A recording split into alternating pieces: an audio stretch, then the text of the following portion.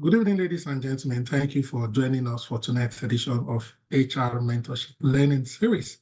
And tonight, we'll be looking at a topic from HR manager to thought leader, elevating your personal brand. Our facilitator this evening is Ifeoluwa Omidiji. Ladies and gentlemen, I would just like to read a small biography of our facilitator so that we can get to know him better. Ifeoluwa is a growth and product marketing professional with extensive experience leading dynamic marketing teams and empowering visionary founders through innovative growth strategies. He has a strong background in product launches, go-to-market strategies, and qualifications in product analytics, content marketing, digital marketing, web development, and design. As a product and marketing consultant, Ifeoluwa has collaborated with executive board members, CEOs, and the influential leaders from top tech companies, sharing insights on business leadership, market, and marketing innovation. He has also successfully led product development projects across various sectors, including edtech and fintech. Ifeoluwa excels in organic marketing tactics, performance marketing, product-led growth tactics, and accounting-based marketing. Ladies and gentlemen, tonight he aims to help HR professionals and practitioners move to top leaders and to help them elevate their brand. You have the floor, Ifeoluwa. All right, thank you very much, sir, for the introduction. I want to apologize once again for starting the meeting late. I had some technical issues with.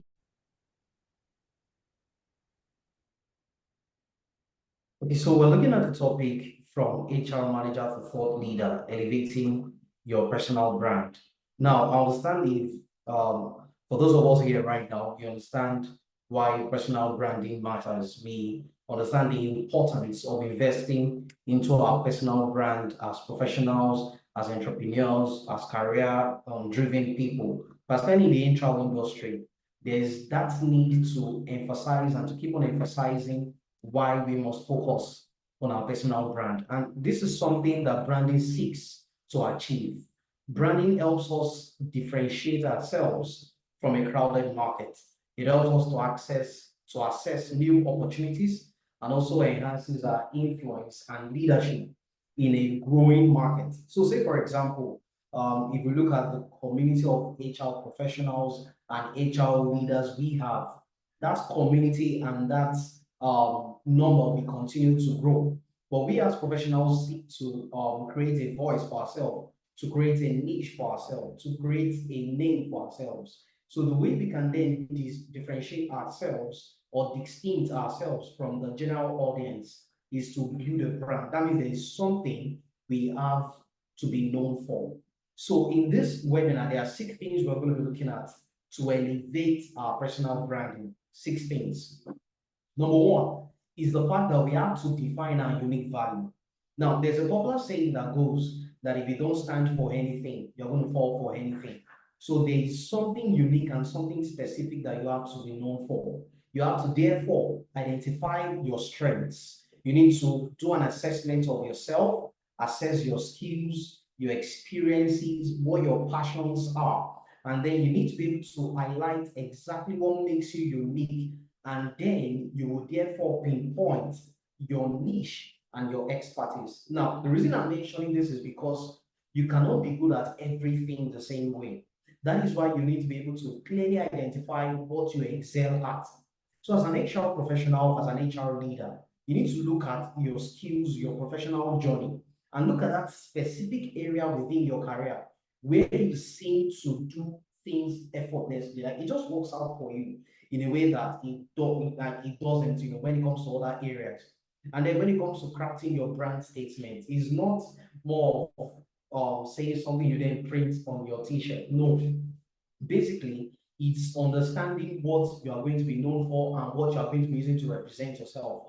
Now, there are platforms you can clearly, write out your brand statement, such as LinkedIn, which is a professional platform, for example. So when you look at your banner, you look at your title on your LinkedIn, what does it say about you? So when I go on LinkedIn and I go to look for you, What exactly is what I read on your profile? What does it tell me about you?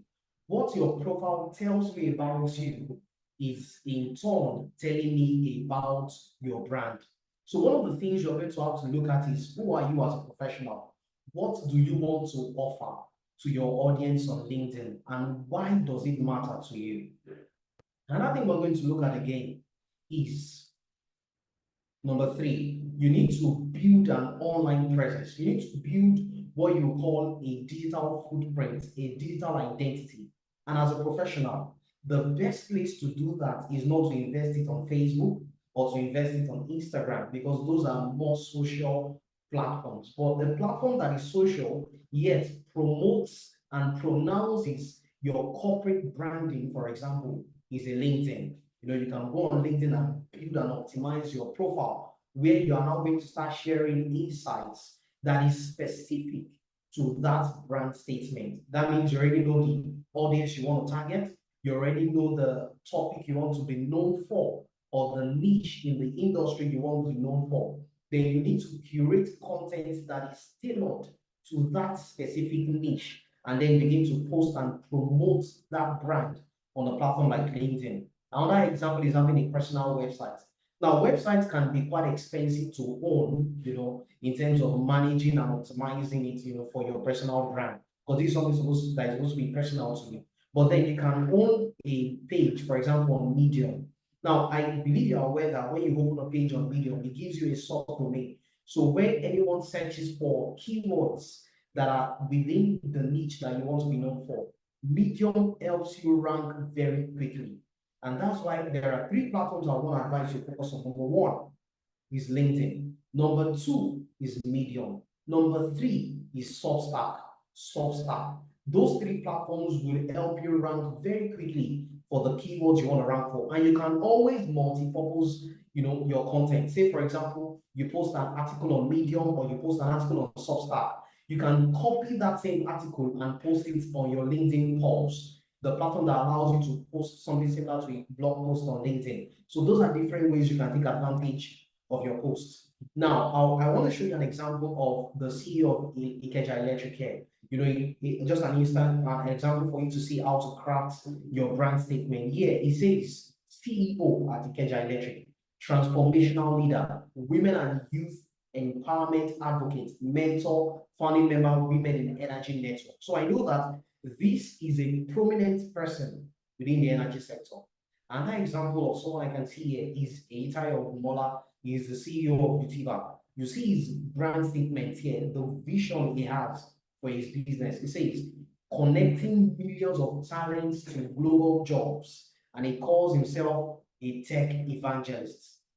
And now the fact that he has Utiva there and he puts Edinburgh Business School, Heriot-Watt University, Reading, England, United Kingdom is very strategic. That's because I know he's a personality. He added that again to show a level of credibility to his brand. That I'm not just someone who talks about tech, I'm also someone who is well versed in that industry. That's why he added Edinburgh Business School, Heriot-Watt University, Reading, England, United Kingdom. So the average person goes to his profile, sees his profile, and is already impressed with that persona. Another person you find here is an HR professional here as well, Lara Yeku. He says here, head of HR, food commercial division, certified business analysis professional, process certified change management practitioner. We see all the certificates are raised there. And then she shows, of course, the company where she works, which is a very widely known company here, within Africa. So that just shows that as an HR professional, as a business leader, you need to focus on that branding. Now, another part of branding on LinkedIn that people oftentimes neglect is their cover banner on LinkedIn, their cover design on LinkedIn. Oftentimes, many people leave it blank, but she took advantage of it. There's a design there that calls her Coach Lara Yeku, HR transformation, coaching, and design thinking. And then you can see that she has her own website to add her own personal branding to it. That's one thing that can make you more prominent, as a brand expert. Now, I know that the major challenge to building a brand is consistency. Take that from me. I'll say it again. The major challenge oftentimes our professionals face in building a brand is consistency. Now, I'll give a simple definition. So in some circles, what marketing professionals describe as marketing. So marketing is just saying many things. You just keep talking. That's marketing. You keep talking, you keep saying many things.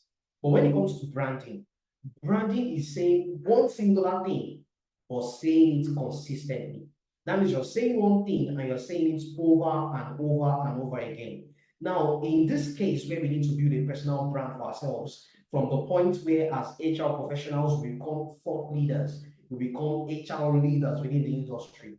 What gets us there is consistency, where we are able to build a profile for ourselves, the content for ourselves, and we are promoting that content consistently. Another thing that I know definitely that we have as professionals is discipline. The fact that we can stick to that consistent pattern and not waver from it. The fact that we've decided that we want to build a brand for ourselves and we are not moving or changing the messaging about ourselves. For example, I've been within the tech industry marketing for 7 to 8 years now. And there's one line of marketing I've always remained at. It is digital product marketing. Digital product marketing. I've been consistent in that area. And regardless of how interesting some other fields might be, I have decided not to change. So if there's one thing that helps you become a leader in the industry, is that consistency and that drive not to want to change. Then the final thing you need to help you to be consistent and to be disciplined is technology. You will need to be able to leverage technology to grow your brand, because it's not easy all the time to come up with content. Ideas can become an issue over time. It's not easy all the time to come up with content. It's not easy all the time to post all the time because of different schedules. There are times you may be in a meeting and you have a consistent time you have to post. That's why you have to leverage technology. One of those technologies are what I know we are also familiar with is ChatGPT. The second is Buffer. Buffer allows us to automate all our posts. So when you sign up on Buffer, you are able to schedule posts that you want to post on Monday at a specific time, on Tuesday at a specific time, on Wednesday at a specific time. So you can automate all your posts for the month and don't have to bother about it. Now, how will you be able to use ChatGPT to generate interesting content for yourself as though you were the professional? These are the examples I can give to you. So if there are news articles or content you've written in the past, or content of mentors or professionals you follow that you love their content, you can write similar to how they write, then copy those content and paste it on ChatGPT. Then instruct ChatGPT to learn about that writing style, to understand the industry and the niche you want to focus on. Also telling it that. Then similar to that, you can tell it to then generate content, give it the word frame or the number of words, word counts that you want it to achieve for you. You can say generate content within this industry, focus on this niche with this specific topic, write between 200 to 250 words, and then ChatGPT generate the content for you. That gives you an idea that you can then modify to suit what you then want it to say. Then once you generate the content, you copy the content, you go on Buffer and automate your posts for even as long as 1 month. That helps you get effective. So to become a thought leader, that is one thing you have to excel at. You have to excel at consistently posting and sharing content.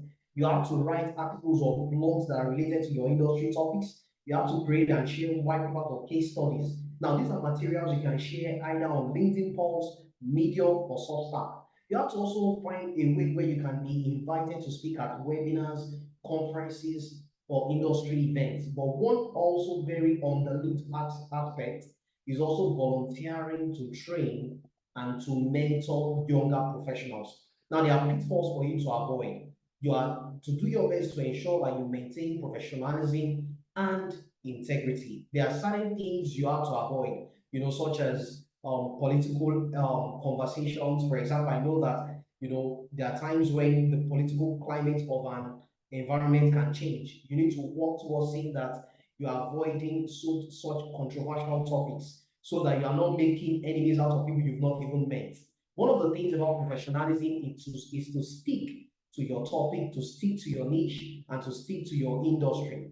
And then if it happens that you made such errors in the past and you need to recover from a PR mistake, the first thing you need to understand is that the internet never forgets. So what you need to do is to acknowledge You put out content that shows that you are, making a stand, an apology, or changing your narrative about an error you've made in the past. You're taking those corrective actions, not just in your mind, but they have to be in the content, in a series of content that you're putting out, and you need to communicate transparently. Because one thing about managing PR errors is the fact that when people search for your names and they find errors online, you also need to have enough content that can advocate on your behalf. So as much as I'm seeing content that seemingly have damaged your image, I can also see content that shows that you took up to those errors you made. You owned up to your errors, and then you put up content that shows that you are putting corrective measures to see that whatever damage has been done, is being corrected. You need to have enough content also online that helps you advocate and manages that PR error as well. Now, there are no magic to top leadership. Consistency wins the game. I'll give an example. When I went through Dr. Oluyemi Adeosun's profile on LinkedIn, I mean, I was to be honest, I was so impressed because in my experience, now I've gotten to work with foreign organizations in Dubai and in the UK as well. And the way I got those offers was that they reached out to me on LinkedIn, they sent me a LinkedIn email, and they were like, hello, we're impressed with your profile. We would like to collaborate with you on this project, on this project, and this project. Now, what I saw was my profile was enough to advocate for me. Now, that's what I can say about Dr. Oluyemi Adeosun. I mean, when you go to his LinkedIn profile, he was able to fill up every section of his LinkedIn profile. And the fact that you can see that he has a huge following on LinkedIn also shows that there's a level of influence he has within that industry. Now, there are also two people I want to talk about here. You notice there's a PC Timi and there's a Oche Wright. Now, these are two people I also know personally, and truth be told, I also know when they made their first content on LinkedIn.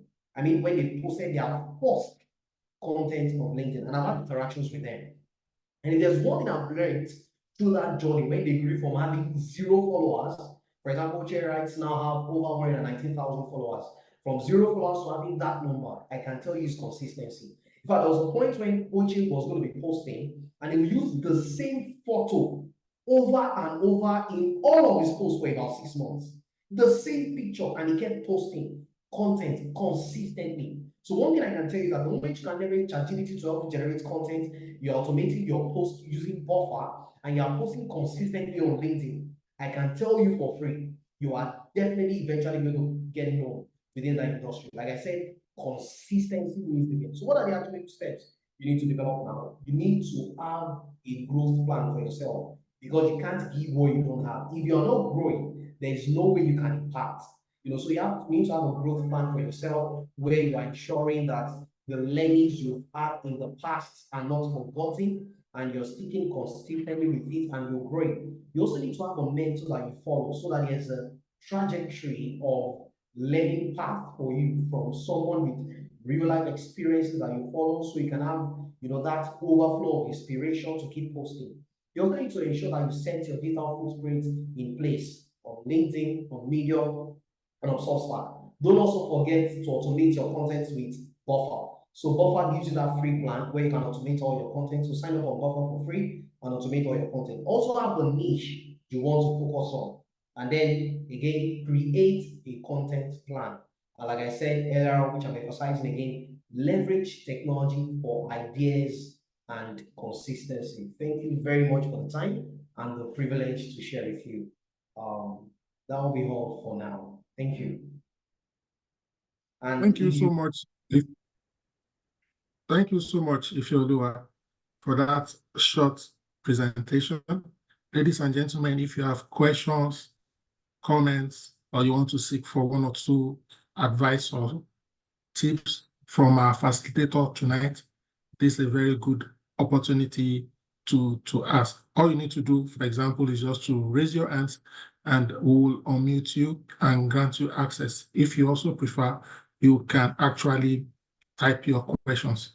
Okay, so I will ask a few questions here just to help draw additional insight from this conversation. If you will notice that, in quotes, in the last, say, 1 year, relative to the past, there have been more people posting content than ever. So, for example, it's almost looking like most people are doing fashion on LinkedIn. What do I mean? The picture will sometimes even be bigger than the total size of the message. You may see 2 or 3 paragraphs, and then you see one big picture. Please, can you explain to us what is the value that putting pictures on LinkedIn? And when I say the picture I'm talking about now, I'm talking about the picture of the poster now. So no, let's assume that you're talking about financial intelligence and maybe you put a picture or image with money or something. That's different. The one I'm speaking to now. So maybe I just write something on, maybe I write on employee relations or how to manage employees. Then I put my picture, big one. Please, what is the value? And could there be any drawback? Thank you. That's my first question. Okay, all right. So thank you very much for the question. That's a very good question. So right now, LinkedIn algorithm favors having to use your picture, alongside with your post because it draws engagement. Now we understand that there's human beings are creatures of habits. So there's a social media we are all very familiar with, such as Instagram and Facebook, having the largest following online right now. And so one of the ways people tend to socialize on Instagram and on Facebook is by posting photos. That's how people get to engage. So it is an habit that we've picked up. So naturally on LinkedIn, LinkedIn algorithm now noticed that people tend to now engage more with posts that contain pictures, again, following that habit than posts that don't have any picture at all. So it was just a matter of algorithm and to drive more engagement and more interaction with the audiences. And even as of right now, LinkedIn algorithm now, prioritizes videos more than pictures even now. Again, because human beings are creatures of habit, you now find people creating videos on TikTok, on Instagram Reels, on Facebook. So that is why those same habits seem to influence the way we also interact even on LinkedIn. So just because we're creatures of habit and there are other social media platforms we interact, and that is how we drive the most engagement that we drive, the same impacts the way we also, engage with our audiences even on LinkedIn as well. Thank you so much, if you're lower. When you put out a post, for example, on any subject matter, say on LinkedIn, what kind of questions, for example, or call to action will help you elicit comments and feedback from the readers? Yeah, and it's usually poll questions. When you use poll questions, so there are LinkedIn polls where you ask questions like, how do you relate with your employees as an HR leader or as an HR leader within an organization? Do you support or encourage friendship within the workspace, or you prefer employees to focus on business and then go home? So questions like that generally, sometimes questions that HR managers or leaders or professionals do have in their minds, generating them into poll kind of a model, and then using LinkedIn poll, that particular feature helps also drive engagement on LinkedIn amongst professionals. Okay, thank you so much. Now, how do you think professionals who want to improve their visibility can best increase their followership? And this may be combination of things. So, for example, should I, as an HR professional, should I go and look for maybe the top 20 HR leaders in Nigeria or HR leaders in Africa or globally, and be following them and then be commenting on what they share or asking questions based on what they post? What will be some of the steps and strategies for an HR professional to genuinely grow their visibility, for example, on a platform like LinkedIn? Okay, all right. I'll start this way that as professionals, as HR leaders, we've gotten to, HR leaders are at a point where they are that growth trajectory, within the industry, and they are not likely to just follow anyone. But all we need now is for you to grow and to generate more followers, consistently. One of the ways to do it is to appeal to the mass audience. Now, the mass audience have issues rewriting CVs. Like I said, it's all about knowing the people you want to capture. So if my objective at this time is to grow my LinkedIn following, then I need to target the mass audience. So the mass audience that I would need to follow me at this moment, what would be their stage in their career journey right now? They are either people who are seeking for jobs or people who are looking to upskill their jobs. Then I must now tailor my content to that particular market. So say, for example, I have job offers, I want to share job offers, then I can have my profile in such a way that I consistently share job offers. As an HR professional, the moment you are doing that and you are helping people get jobs, you are helping people with their CVs, or you're writing content that tells people how to position their CVs for better job offers, or for foreign job offers, or to become attractive to recruiters. The moment I do that consistently, because that area has a huge number of people, I am more likely to grow my following very, very fast compared to if I focus on writing top leadership articles alone. So if I want to grow my following very fast, I'm going to appeal to the mass audience, number one, and then I'm also going to focus on writing those top leadership articles. That will not drive me the numbers, that help me drive credibility. But writing the content that appeals to the mass audience will help me eventually drive the numbers. Thank you so much for your response. I'll keep asking questions if my co-participants on this call don't come to my rescue. I'll show them that I have capacity to ask questions. Perhaps that's part of my calling. Now, what is your thought, Ife, on things like today is my birthday? I'm a year older today. On LinkedIn, what do you think about, or a happy wedding anniversary on LinkedIn? What do you think about those kind of very personal messaging on LinkedIn? Okay, for me myself, I've seen those posts trending recently on LinkedIn, and my first thought when I saw it was, this is a professional circle, we shouldn't have this. But one thing that also came to my mind was I got to understand that at the end of the day, we are still human, and man is a social creation, and people eventually will still interact more with that post when people show their human side. Now, it is the same reason you would notice when people share content like they failed at an interview, or they applied consistently for a particular opportunity, but they couldn't get that opportunity, and they post it on LinkedIn. Somehow they are able to drive engagement. And more likely, people like that are even open to more opportunities, because at the end of the day, they are able to draw empathy from people.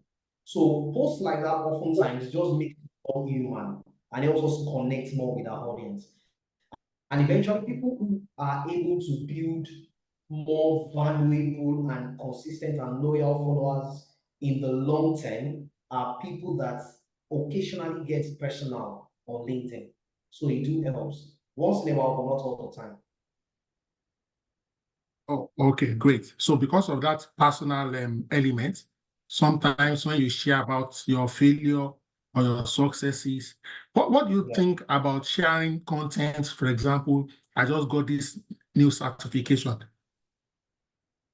Okay.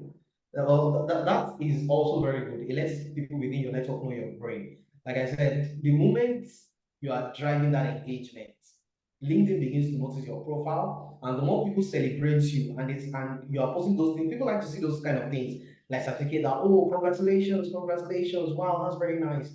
The more you have those things on your profile, it's going to pull people to your profile to engage with you, and then LinkedIn is going to be making your profile more visible to people just because of the engagement you are gathering. So the moment you post things that help you gain more attention, that's where social media works. For example, me as a person, as an individual, I don't like attention. But to grow my brand on LinkedIn, I have to do things that can help me grow attention. And people like attention. People generally, and people also like to give attention. So the moment you post things like certificates, new achievements, I got a certification and all that, it drives those engagements to your profile. And LinkedIn sees that level of engagement, and they're able to make your profile more visible even to more audience. Let's quickly take a comment or question from Andrew. Andrew, you can unmute and share your thoughts. Thank you, sir, Prof. Good evening, everyone. So my thoughts on first the birthday one, that's what I wanted to share. Now for the birthday one on LinkedIn, now if it's Facebook, I mean we all have different ideologies about this. But if it's Facebook or Twitter or anywhere else you talk about birthday, just plain oh today is my birthday, I think it's fine. But if it's LinkedIn, you need to put something to it. You're not just talking about oh today's my birthday and people to wish you happy birthday, but there must be a story behind it. Why are you celebrating this birthday? Is it because you went through some challenges and you never thought you get here or to be alive today to celebrate this day due to some past challenges, maybe career or professional or whatever it is? There has to be something, a storyline attached to it why I'm not mentioning this birthday and people will now come out and say, oh, congratulations and and all of that. So it's not just about oh today's my birthday and people just start saying happy birthday. I mean, for me, I don't really see people who do that, and like what you just, what our speaker just said, it depends. Maybe they just want to drive traffic.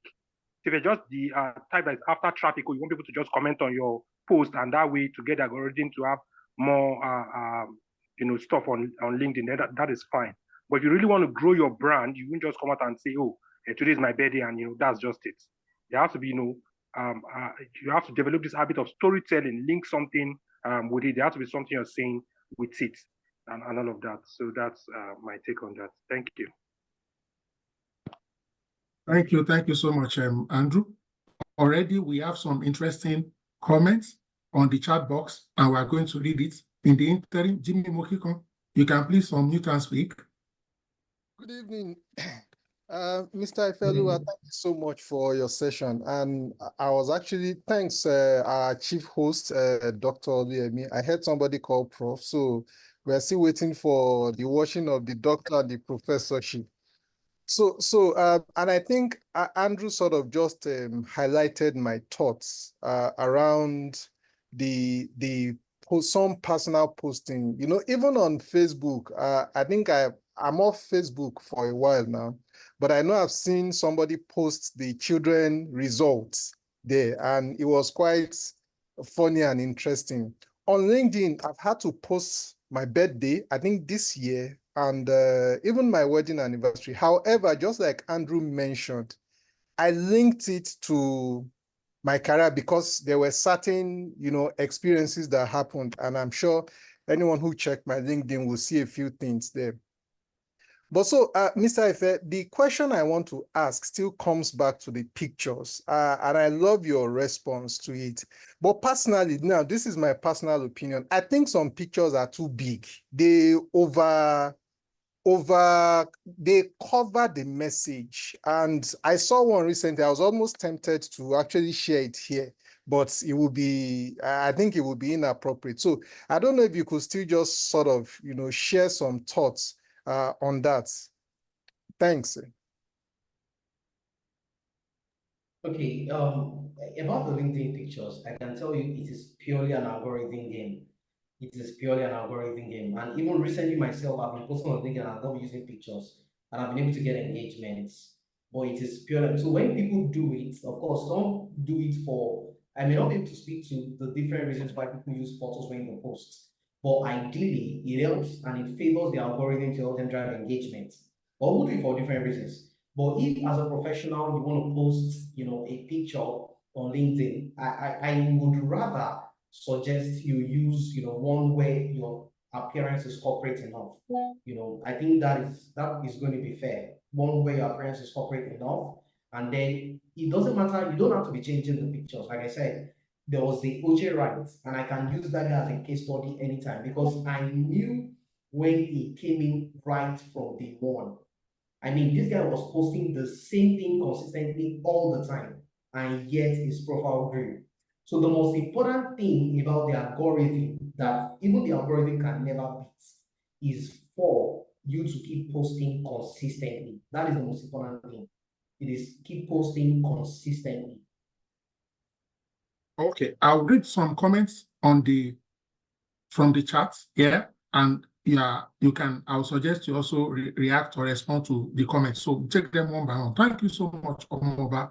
Madam says here that being occasionally vulnerable shows we are human, but we must strike a balance so we don't appear like we are making it a social platform. What is your reaction to that comments?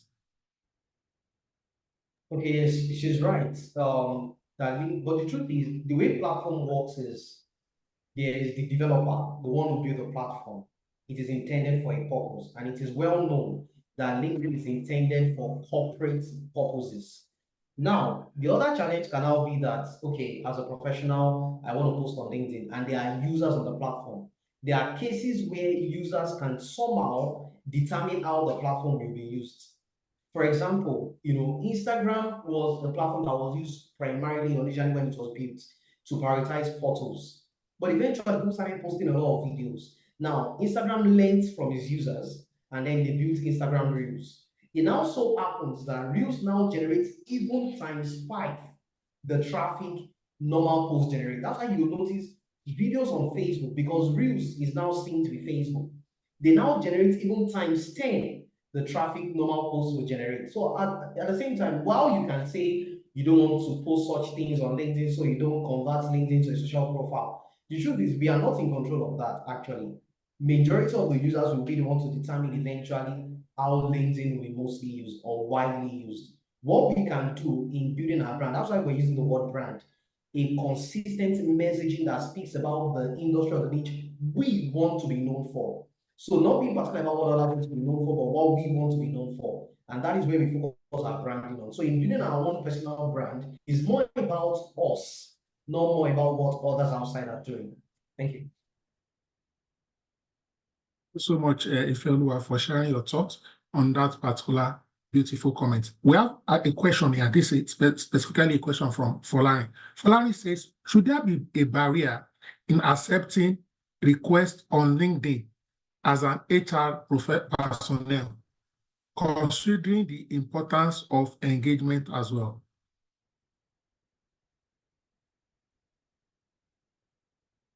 Ifeoluwa, the question is for you.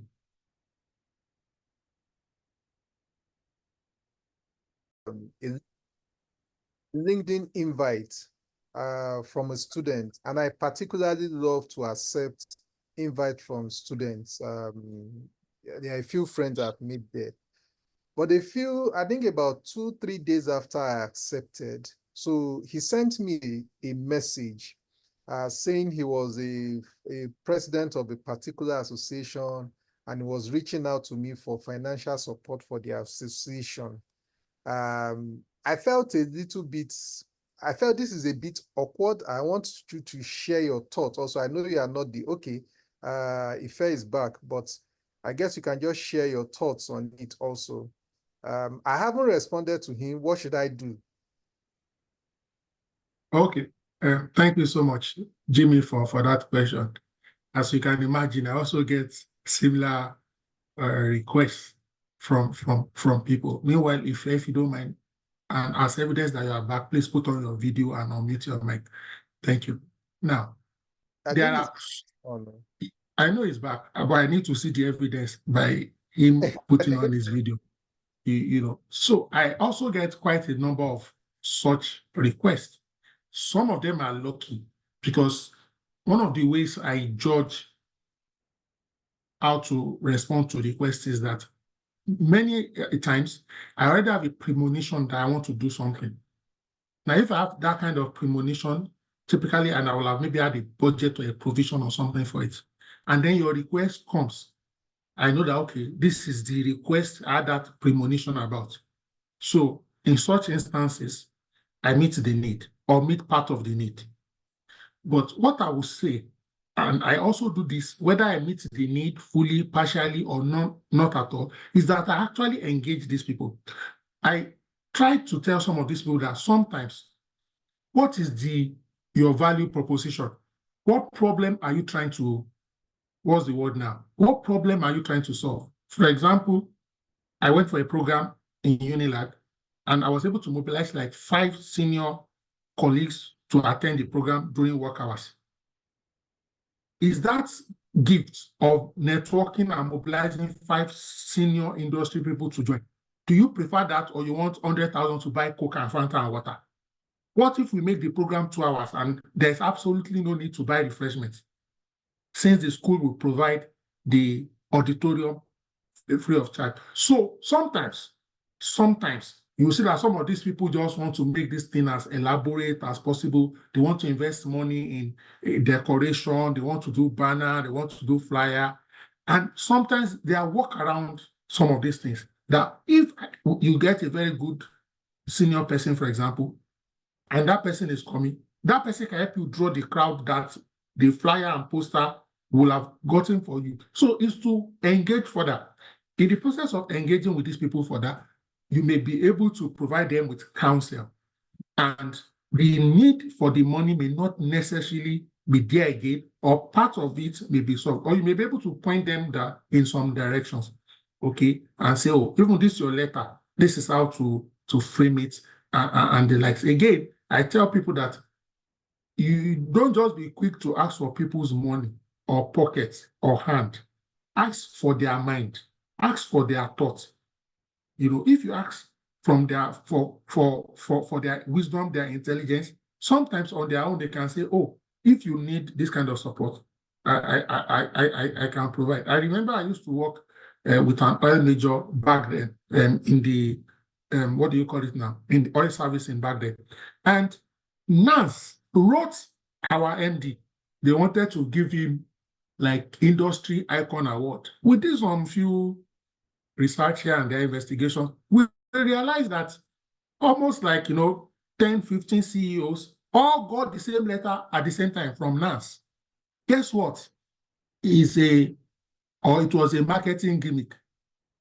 My MD at that time accepted the award. They said, they want to do induction, blah, blah, blah.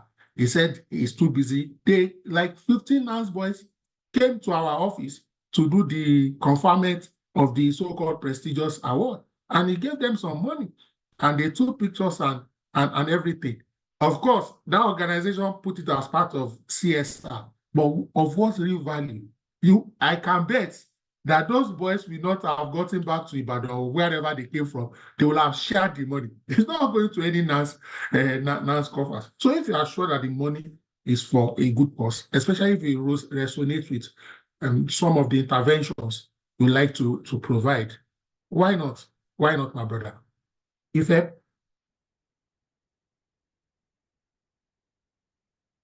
Okay, so I will assume Ife. Okay, let me check. I think Ife is on more than one device, because if you're Omidiji, I'm saying you here and you are co-host. And if you are co-host, you should be able to unmute. But okay, I've identified you again. So I guess you are joined, logged in on more than on one device. Okay, yes, I can speak now. Thank you, sir. Yeah, so your thoughts and comments. And there was a question just before you dropped out. And I think that question, let me see now. Yeah. So Folani asking, should there be a barrier in accepting requests on LinkedIn as an HR personnel, considering the importance of engagement as well? In other words, different people will be sending you LinkedIn connections. Are you supposed to accept, or what do you use to select, choose? Yeah. For me, I think if you're going to accept profiles on LinkedIn, you can quickly view the invite, check the person's profile. If it shows a level of seriousness, I believe if any professional is serious at all, the person is on LinkedIn, there's a level of diligence the person that put into updating some things on his profile before connecting with you. So at least you can identify this person is credible. So you can just check the person's profile, check for those basic things. If those things are there, then you can accept the request. But if it's a request where there is no DP, there is hardly any description of what the person does, no information to even give you a level of understanding as to who the person is, I won't advise that one should be a profile you should accept. Thank you. Okay, so this question is for me. I'm the one asking you this question now. Okay. I noticed that when maybe you are trying to type on LinkedIn, for example, just using LinkedIn as an example here, it gives you prompts. So if you use LinkedIn quite often, you are very familiar with those kind of prompts. Yeah. So yes, maybe sir. you just see, I'll give you an example. Oh, we both went to University of Lagos. We've not connected with lately. So each time I get a prompt, I don't respond. In other words, when people message me and they message me with an AI prompt, I don't respond. Because I'm like, you want to connect with me and you can't even be original. And you're using a prompt that is so, maybe the first 2-3 prompts that's too generic. What do you have to say to someone like me and to someone like someone like us, who try to reach me, try to someone like What I us. can say, what I can say is, I'll say you can be a bit forgiving. You can be a bit forgiving, showing a level of empathy, because the fact is, as an HR professional, for someone of your status, for example, you're already well accomplished. I mean, there's a lot you're doing already. So whoever that is trying to approach you should know his audience, basically. So if the person approaches you casually, I believe I mean, it's a schooling moment. So there are two things you can do. You can either ignore such a message, but where time affords you, I would also want to appeal that you educate the person a bit, because some people are not aware. They want to connect, they are not even sure what to say, so they decide to just use the prompt. I guess that is where you can be a bit forgiving. some other people, when they reach out, they'll just say something like, hi, and not say anything. That's bad. That's bad. For example, I cannot see someone like Doctor's profile. I mean, I read your profile on LinkedIn and I'll send a hi. I can't do that to anyone.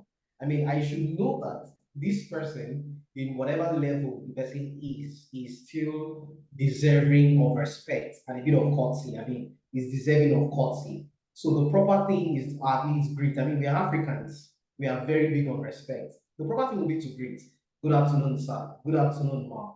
I just connected with you on LinkedIn. I viewed your profile. I see that there are many things I can learn from you, and I'll be very happy if granted the privilege of access. So I think it's very important to introduce yourself well, particularly when you're connecting with professionals. I think that's very key. So if someone just sends a hi or hello, I mean, it's just equivalent to ignoring the person. I don't think that's ideal. It's not ideal at all. Now, when you begin to build your brand visibility, one of the things that will happen to you is that a lot of people will be reaching out to you. How do you now manage your time to be able to respond to? I can tell you for free, I have more than 2,000 messages I've not responded to, not to any fault of mine. And some include messages like congratulatory messages, messages like, maybe you change job or you pick something. How do you, because success also has a price. Do you want to talk about the pain points of this visibility? What kind of pressure or trouble or challenges or new issues can it give to you before people think you are a snob, not knowing that they are 1 out of 3,200? Exactly. That's very true. It's one of the challenges that come with it. I think it goes into time management. As a professional, you already know that building your brand, there's a level of mentoring you have to give to people. And there's a level of attention you also have to give to people. So, like you said, you're not perceived as a snob. So one of the things that I wanted to recommend for that is to drive that traffic into a community. Now, this is something Miss Itimi did. She mentioned it one time that she was getting a lot of inboxes. People want to reach out to her. They want to learn about this. They want to learn about that. So what she did was she took her time one particular day. So she chose a Saturday. I think there's a time in Saturday that she chooses as well. So she goes through all or some of the messages as much as she can. I mean, Moses Demekwayo said he does the same thing. Moses Demekwayo said at the time he checked his LinkedIn inbox and then he saw about 3,000 messages. And he's like, what? I mean, how was he going to respond to all these messages? And then people started commenting and saying, you're not even responding, you are proud. And I was like, how would you say I'm proud? I checked my email and my general email, the one the public has access to, and I saw I had about 7,000 emails that I have not read. My LinkedIn, there are 3,000 messages. My Facebook, I have 5,000 messages. My Instagram, I have about 2,000 messages.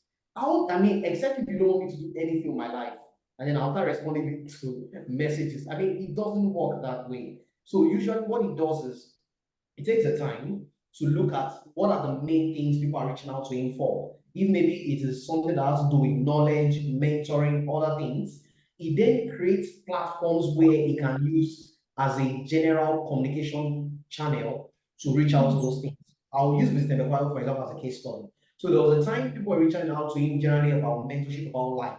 How do I balance my work with life? How do I address issues such as discipline, courtesy, integrity, consistency in business? How do I address issues such as branding in business? So what he did was he built a podcast. He called it Ideas That Matter. You can find it on Google Podcast, on Apple. Ideas That, I mean, he built a podcast. And then people would follow this podcast, and he addressed all of these topics using that podcast. Again, when you notice within the professional circle, there were people coming up with questions, discoveries. Oh, we need to learn about this. We noticed this about the financial markets. Oh, what is happening to the economy of Nigeria? Where is it going to? What is happening to South Africa? So what he did was he did a newsletter. So in that newsletter, he told them, he said, I've been getting so and so requests.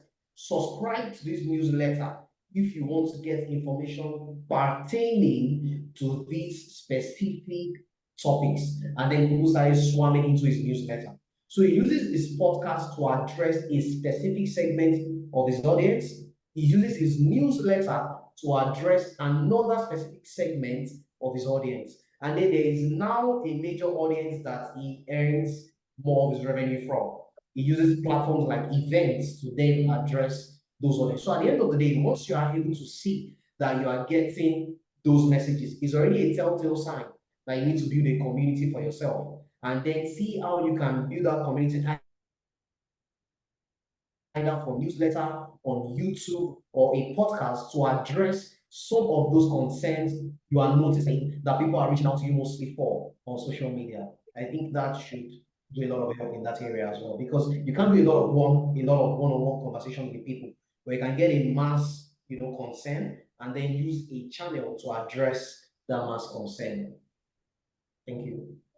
Thank you so much, Ifeoluwa, for that beautiful, awesome response. I would like to take something here, even though it's personal, but I read it. We have to be vulnerable. So Falari here says, Papi, Dr. Oluyemi, sir, you are very strict. So it's like the thing has disappeared, though.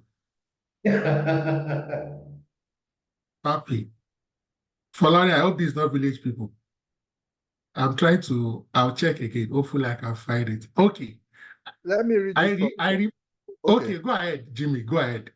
Dr. Oluyemi, you are very strict and firm. I remember my first voice encounter with you. I learned straight from it. Lol. Although other communication seems easier, as I knew what to expect and how to go about it with ease. Thank you so much. Sometimes people don't have the mental appreciation of the time demand. So, for example, I was in a webinar yesterday night, 2.5 hours. I'm in this webinar now. I'm in another webinar this time tomorrow. I'm doing a webinar, and all of this are volunteer work. Then there is what pays the bills that you also have to do. And when people call, I have a threshold of like 1 minute. I appreciate pleasantries, but good morning is okay. Go straight to the heart of the matter. What is the problem? Some people like to provide you with like a background. When most people call and speak to you for like 10 minutes, I can tell them what they told me back in 30 seconds. And my response will have been the same.